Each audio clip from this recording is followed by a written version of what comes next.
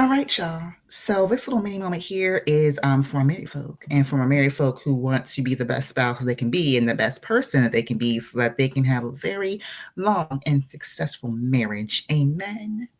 Okay, so there was a moment recently where my husband expressed that he did not feel heard or loved, and that about hit me like a two-ton truck.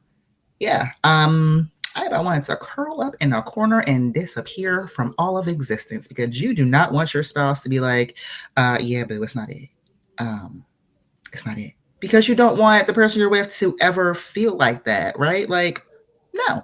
And sometimes we assume that we are just doing the best job ever, that we are just loving our spouse to the best of our ability, when in reality, we are not loving them the way that they want to be loved. Okay. And step one is to figure out their love language and figure out your love language. And I read this book, The Five Love Languages by Gary Chapman. This is an amazing, amazing book. So much insight. It goes over every single love language and it gives examples of how to love someone in the love language that they have. It's absolutely amazing. Okay. I recommend this. If you are married or in a long term relationship, this book right here, I 100% recommend this book. Okay.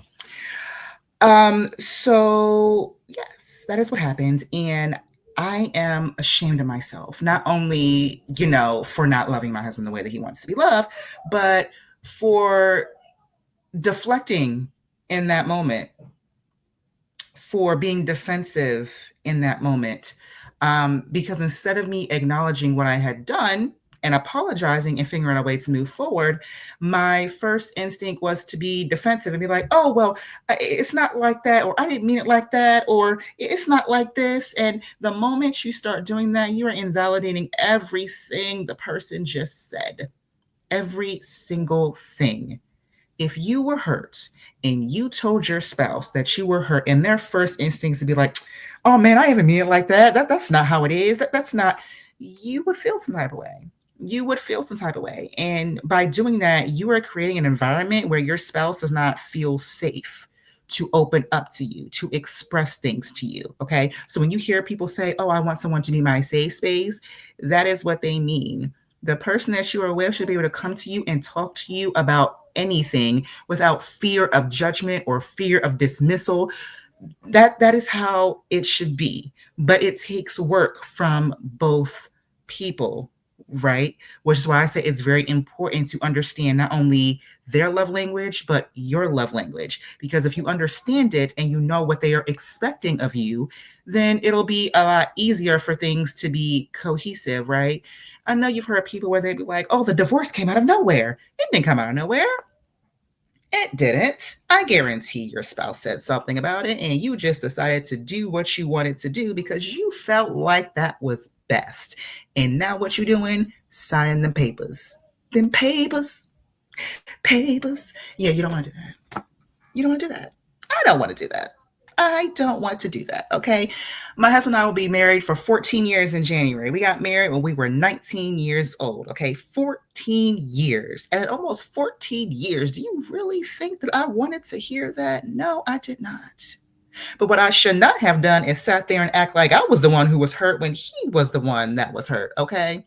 And again, I am sharing this because I know that there is somebody right now who is going through this exact same thing. Okay. And sometimes, okay, there are certain people who do not like to take accountability for their actions. Okay. You need to take accountability. I needed to take accountability. Okay. So I did. I apologized. And I am learning that when something is being brought to my attention, it is not an attack. It is being brought to my attention because he loves me and because he wants me to be the best person that I can be. When someone loves you and when someone cares about you, they are going to bring certain things to your attention. They're not just going to let it slide, okay? They're not. If I love you, I want what's best for you. I want what's best for us. So if I see that we are heading in a direction that is the opposite of that, I'm going to speak up. Okay. And you should be responsive. Okay. So in that moment, I should have been like, you know what? I am so glad that you brought this to my attention because I want to love you the way that you want to be loved. I want our marriage to be the best that it could possibly be. I want to be the best wife that I can possibly be. That is how I should have handled the situation, right? So now going forward, the next time something happens, I'm not going to be like, oh my God, no, it's not like that. I'm going to be like, you know what, babe? Thank you so much for bringing that to my attention. I truly apologize for making you feel that you were unloved or making you feel that you were unheard. And going forward, I'm going to do everything in my power to make sure that that doesn't happen again in the future, okay? Because one thing about marriage is it is daily effort. It is daily effort, okay? You have to show up, and every day is not perfect, all right? Every day you're not going to be at 100%, right? You know, I go to work sometimes and I'm like, you know what, this ain't it. But I can guarantee if I don't do my job, even if I'm having a bad day, they're gonna say something. They're not gonna be like, "Oh, I'm so sorry you were having a bad day. I completely understand why you were yelling at customers today." No, no, no, no, no, no, no, no. Okay, I have a responsibility. Okay, I have a responsibility. That's what I signed up for. I have a responsibility, and I need to fulfill my responsibility. Okay. So, just a little tidbit when you hear people say, oh, marriage is hard or relationships is hard, this is a part that they're talking about because sometimes we can be so selfish or we don't realize that we're not loving the person that we're with the way that we're supposed to be.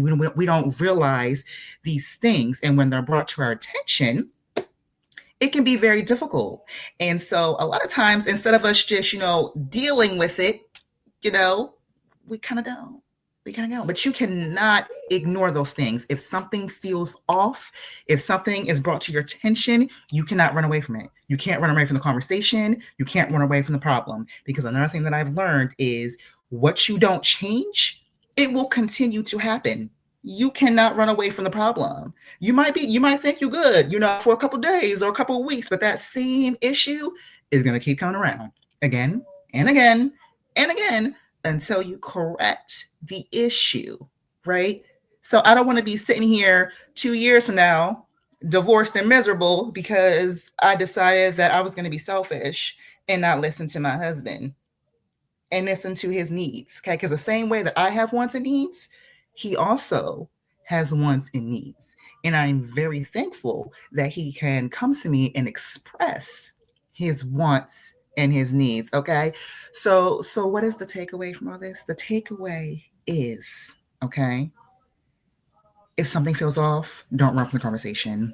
Lean in, listen, ask what they need from you, and then you show up. That is what you do. Okay.